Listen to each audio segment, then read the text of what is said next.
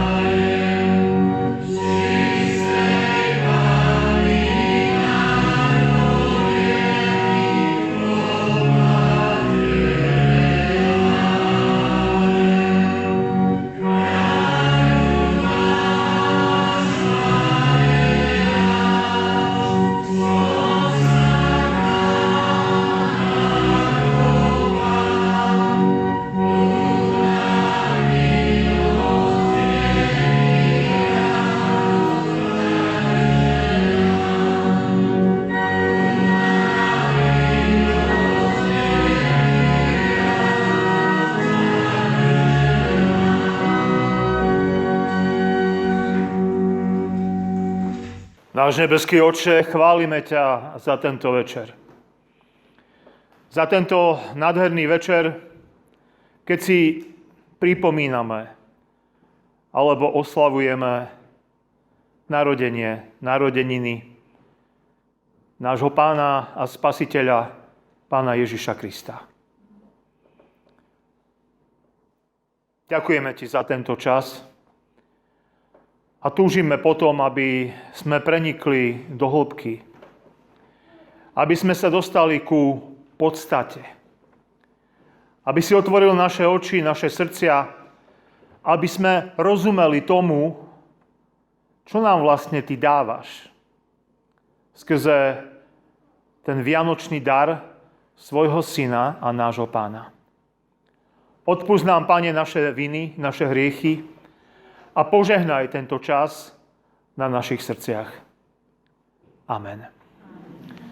Bratia a sestry, milé deti, slovo Božie, ktoré bude základom nášho dnešného kázania, je napísané v Evanjeliu podľa Matúša v 1. kapitole, kde čítame v 17.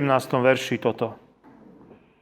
Všetkých pokolení od Abraháma po Dávida bolo teda 14. Od Dávida po babylonské zajatie 14 pokolení a od babylonského zajatia až po Krista 14 pokolení. Toľko je slov Písma svätého.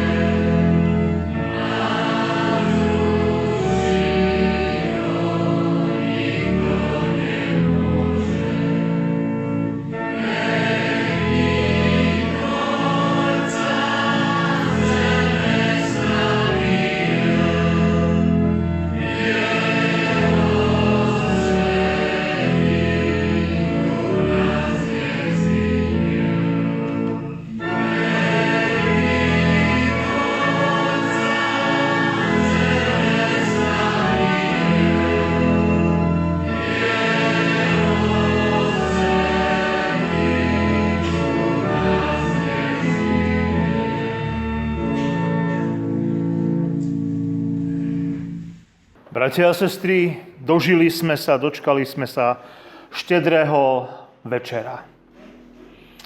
Milé deti, zaiste ste dnes boli netrpezlivé a čakali ste, kedy už sa zotmie, kedy už bude štedrá večera a kedy budú potom darčeky.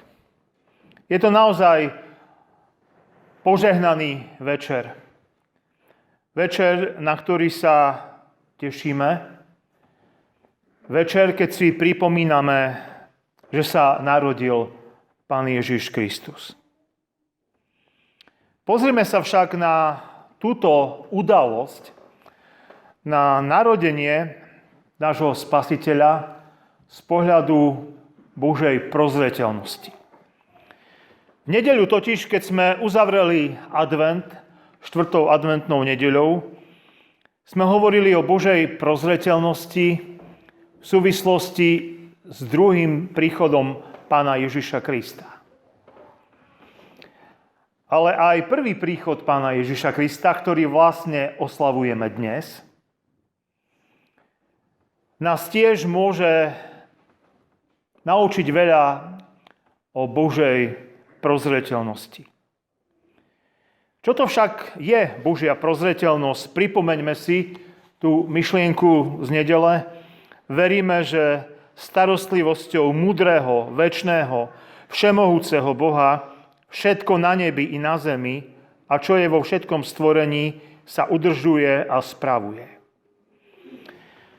Takže Božia prozreteľnosť to je vlastne starostlivosť nášho Pána, ktorý spravuje všetko na tejto zemi, na nebi. Všetko, čo stvoril, udržiava to a spravuje to.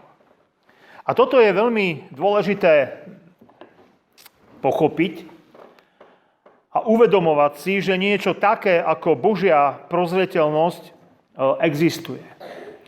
Lebo to má potom zásadný vplyv na našu životnú cestu, na naše rozhodnutia, na rôzne križovatky, na ktorých sa nachádzame, ale aj na rôzne ťažkosti a trápenia, ktorými musíme prejsť. V nedeľu sme hovorili o tom, že je tu jeden problém. Zatiaľ, čo nebeské telesá, planéty, hviezdy rešpektujú zákony, ktoré Pán Boh dal, teda tie fyzikálne zákony, a obiehajú po svojich dráhách, ktoré majú určené, tak my ľudia často nerešpektujeme tie duchovné alebo Božie zákony, ktoré nám Pán Boh dáva. Ale napriek tej ľudskej vzbure a ľudskej neochote riadiť sa tými zákonmi, ktoré Pán Boh nám dal, napriek tomu niečo také ako Božia prozreteľnosť existuje. Pán Boh vo svojej prozreteľnosti počíta aj s tým, že ľudia nebudú poslušní, nebudú konať to, čo on chce a budú robiť vyslovene možno naopak, práve naopak. Ale napriek tomu Pán Boh svojou prozreteľnosťou svoje zámery a ciele dosiahne. Pozrieme sa teraz na tú Božiu prozreteľnosť vo svetle Vianoc. Tam môžeme nádherným spôsobom vidieť, ako Pán Boh všetko riadil, pripravoval, aby Pán Ježiš sa narodil presne v tom správnom čase.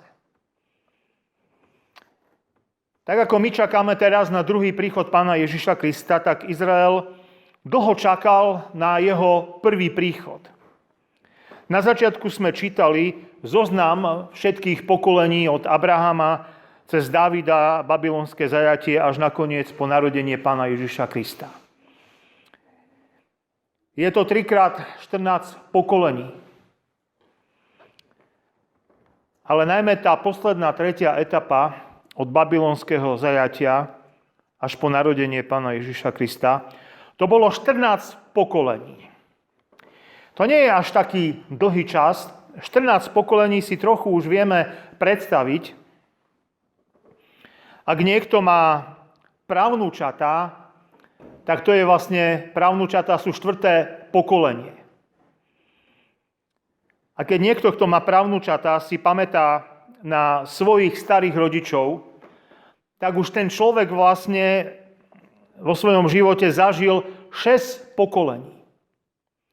Čiže tých 14 pokolení nie je to až nejaká taká nepredstaviteľná časová os. Vieme to aj vyčísliť v rokmi, lebo Izraelci sa z babylonského zajatia vrátili v roku 538 pred narodením Pána Ježiša Krista. Môžeme to ešte zjednodušiť. Približne tých 500 rokov už tak intenzívne sa čakalo na to, že Mesiáš príde. Tých 14 pokolení prichádzali, odchádzali, ale už v Izraeli tlela tá túžba, že sa má narodiť Mesiáš. A Pán Boh to všetko riadil, Pán Boh to všetko pripravoval cez tie pokolenia, až prišiel ten čas. Tam potom poznáme ten pekný príbeh rodičov Jána Krstiteľa. Ján Krstiteľ mal pripraviť cestu pre Pána Ježiša Krista. Jeho rodičia však už boli veľmi starí a nemali žiadne plány už veľké, už nečakali, že by mali svoje dieťa, ale predsa Pán Boh zasiahol, vstúpil do ich života a raz sa Zachariáš dozvedel úžasnú správu. Neboj sa, Zachariáš, lebo vypočutá bola tvoja modlitba, manželka Alžbeta ti porodí syna a dáš mu meno Ján. Ján mal pripravovať cestu pre Pána Ježiša Krista a boli v podstate rovesníci. Ján Krstiteľ bol o 6 mesiacov starší ako Pán Ježiš. Lebo onedlho Mária počula zvesť, plán, ktorý Pán Boh pre ňu pripravil. Aj hľa počneš, porodíš syna a dáš mu meno Ježiš. Potom sa tie dve ženy, Alžbeta a Mária, stretli, navzájom sa povzbudzovali. Každá zažila zázrak. Alžbeta už bola veľmi stará a predsa otehotnela. A Mária otehotnela z moci Ducha Svätého. A keď sa potom najprv narodí Ján Krstiteľ, tak mu nedajú meno Zachariáš, ako sa volal jeho otec, ale dajú mu meno Ján. Boh je milostivý. Lebo on má zvestovať tú Božiu milosť, ktorá prichádza v Pánovi Ježišovi Kristovi. A práve vtedy, keď sa narodil Ján Krstiteľ, a bolo to pol roka predtým, ako sa narodil Pán Ježiš, tak vtedy vyšiel rozkaz od cisára Augusta popísať celý svet. A tento príbeh sme už čítali dnes raz od stola Pánovho. Cisár Augustus bol silný vládca. Vládol nad veľkou, vyspelou rímskou ríšou. Tento rozkaz vydal, aby zistil, aké má možnosti, aká veľká je jeho ríša.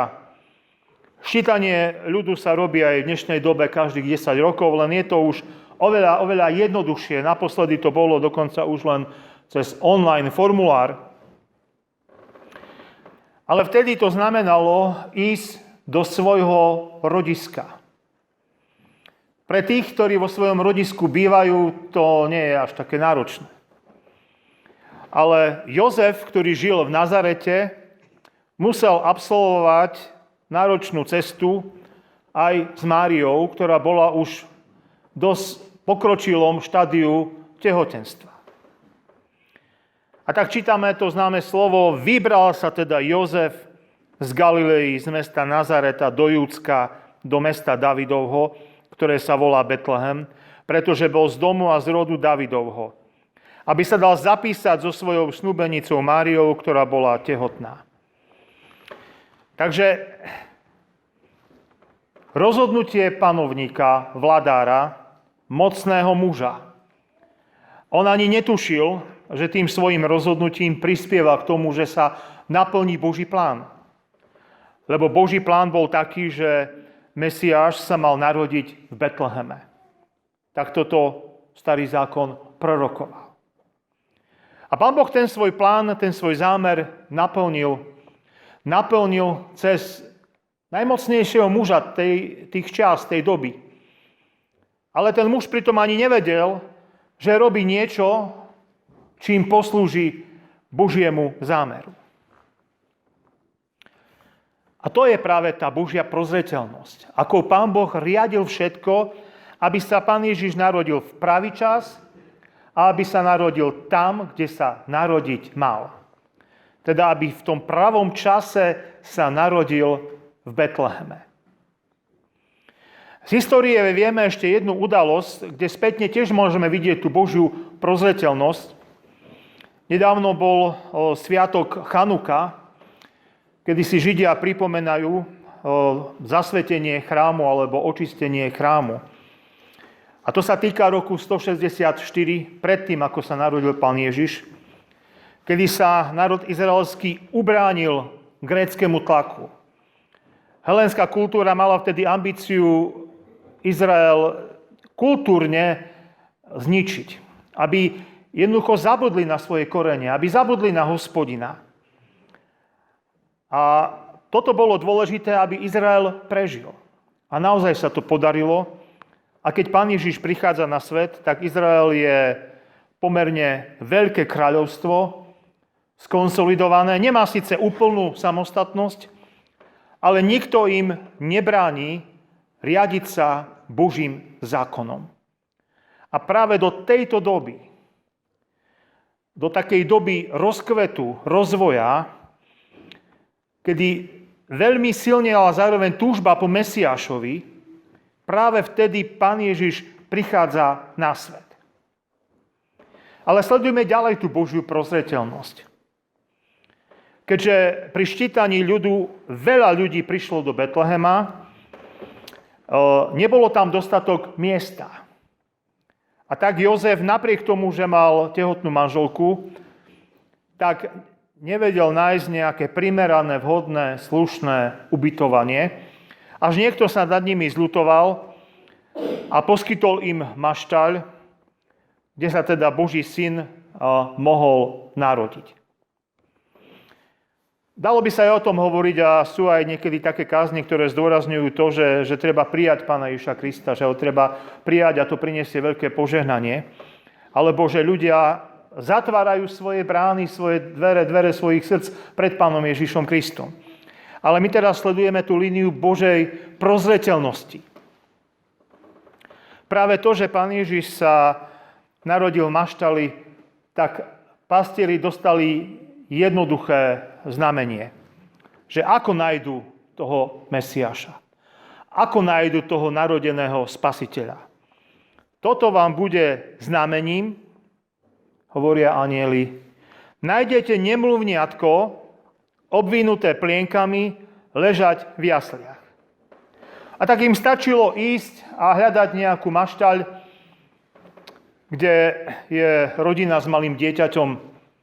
A tak našli to miesto. Našli Spasiteľa. Božia prozreteľnosť je aj v tom, že práve tí pastieri boli na tej nočnej smene, na tej nočnej službe na poli, keď pásli, zasvietilo silné svetlo a oni prvýkrát počujú tú správu: nebojte sa, veď zvestujem vám veľkú radosť, ktorá bude všetkému ľudu, lebo narodil sa vám dnes v meste Dávidovom Spasiteľ, ktorý je Kristus Pán. A oni potom rýchlo sa rozhodli ísť a hľadať toho Spasiteľa. Poďme až do Betlehema a vidíme, čo sa stalo, čo nám oznámil Pán. Tieto slová inšpirovali vznik mnohých piesní, koliet, vianočných melódií. Oni idú. A keď prídu tam, vznikne tam spoločenstvo. Ľudí, ktorí sa predtým veľmi zrejme nepoznali, ale keď sa stretli Jozef, Mária a tí pastieri, keď to videli, vyrozprávali, čo im bolo povedané o dieťatku. Vymenili si informácie. Každý niečo zažil, ale teraz v tom rozhovore sa im odhalil Boží plán.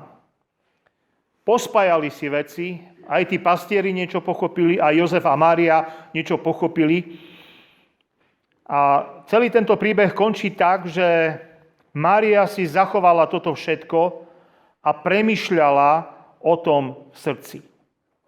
Ale aj pastieri odchádzali s takým premeneným srdcom. Čítame totiž, potom sa pastieri vrátili, oslavujúc a chváliac Boha za všetko, čo počuli a videli, ako im bolo povedané.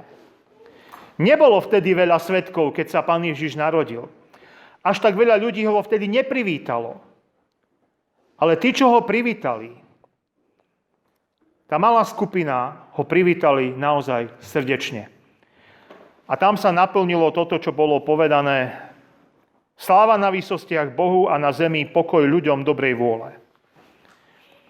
Keď to teda zhrnieme, vidíme tú Božiu prozreteľnosť, ako fungovala. Ako všetko Pán Boh zariadil, aby sa naplnili všetky podmienky na to, aby Pán Ježiš mohol prísť, aby tam boli ľudia, ktorí ho privítali. Samozrejme, ten Boží plán pokračoval ďalej. Pán Ježiš ešte 30 rokov bol v úzadí, v ústraní. Pán Boh sa neponáhľa a je trpezlivý a ubehne ešte ďalších 30 rokov. A keď Pán Ježiš bude mať 30 rokov, tak začne svoju verejnú službu približne 3 roky, kde bude hlásať evanjelium a nakoniec urobí to najpodstatnejšie, zomrie za naše hriechy. Potom stane z mŕtvych na 3. deň, po 40 dňoch vstúpi na nebesá, ale povedal nám jasne, že on sa vráti, že on príde ešte raz. A Božia prozreteľnosť pripraví aj jeho druhý príchod. Nevieme, koľko ešte pokolení prejde, v ktorom pokolení príde Pán Ježiš, či v našom pokolení, alebo v tých ďalších pokoleniach, nevieme, či sa dožijeme jeho návratu. Ale k tomu návratu určite dôjde. A Božia prozreteľnosť tento návrat pripraví. Ale dovtedy je naša úloha, bratia a sestry, milé deti, starí i mladí, aby sme toho narodeného Spasiteľa uverili. On totiž vyrástol.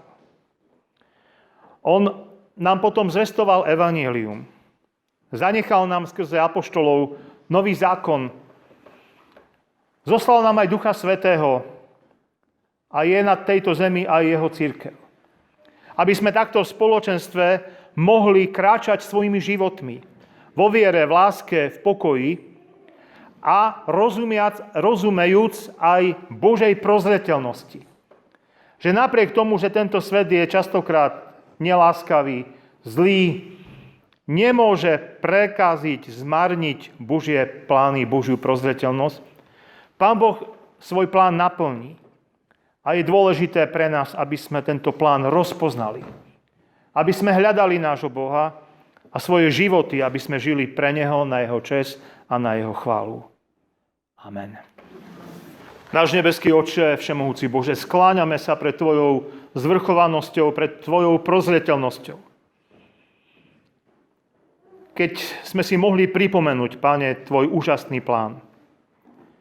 Keď si zachovával tých 3x14 pokolení od Abrahama až po Pána Ježiša Krista. Naplnil si všetko, čo si slúbil Abrahamovi. A keď prešlo tých 3x14 pokolení, dokopy 42 pokolení, tak Pán Ježiš prišiel na svet. Nemáme uvedené v písme, kedy presne sa vráti tvoj syn a náš Pán. Ale určite príde. On sa určite vráti. A chceme byť na ten čas pripravení. Ale dnes sa chceme tešiť a radovať z toho, že je tu nádej. Že do tohto sveta prišlo svetlo. Už približne 2000 rokov toto svetlo tu svieti. A ľudia môžu uveriť v Krista. Môžu získať odpustenie hriechov a večný život. Môžu mu otvoriť svoje srdcia. Či sú mladí alebo starí. Tak, Pane, buď nám milostivý. Chceme Ti zo srdca ďakovať za to, že Ty máš všetko pevne pod kontrolou. A prosíme ťa, aby si nás viedol tou správnou cestou v našich životoch. Amen. Otče náš, ktorý si v nebesiach, posväť sa meno Tvoje, príď kráľovstvo Tvoje, buď vôľa Tvoja, ako v nebi, tak i na zemi.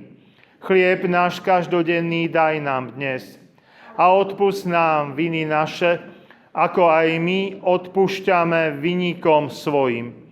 I neuvod nás do pokušenia, ale zbav nás od zlého, lebo Tvoje je kráľovstvo, i moc, i sláva, až na veky. Amen. A pokoj Boží, ktorý prevýši každý rozum ľudský, ten nech hájí srdcia a mysle naše v Kristu Ježišovi, Pánovi našom. Amen.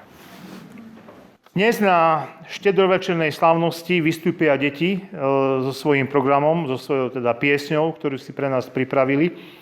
Ale predtým ešte spoločne zaspievame všetci vyznačenú pieseň.